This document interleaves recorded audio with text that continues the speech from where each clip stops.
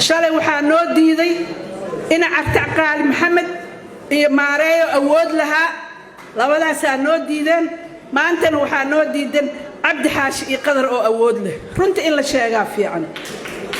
in Maxamed Cabdi asagoo shalay noo diiday wuu baxay Soomaaliland oo tagay dambigi waa ka dooba keenay uu yiri dambiyan galay inaan dawladdaas ka mid ahaa haddana wiilkiisa u soo dirsaday inuu xildhibaan noqdo ka warramee Cabdi Xaashi sidoo kale wiilkiisu soo wadaa Cabdi Xaashi waxaan leenahay dulmidiida ahayd nin Soomaali ah wadani saaxiibkay waa Cabdi Xaashi nin wadani dulmidiida Soomaali loo yaqaan Soomaali jacayl loo yaqaan ku baxay oo ahaa laakiin maanta dulmiyo sameeynoya cimri gaboob ceeb lagu masamootiyaa leeyahay dulmiga ka bax dadkan xaqooda hala siiyo dadkan xaqooda waa in la soo caleeyay gabaygi wuxuu ahaa waan jecel yahay heeskaas waa ogahay Cabdi Xaashi dulmidiido dulmidoon ha isku noqonin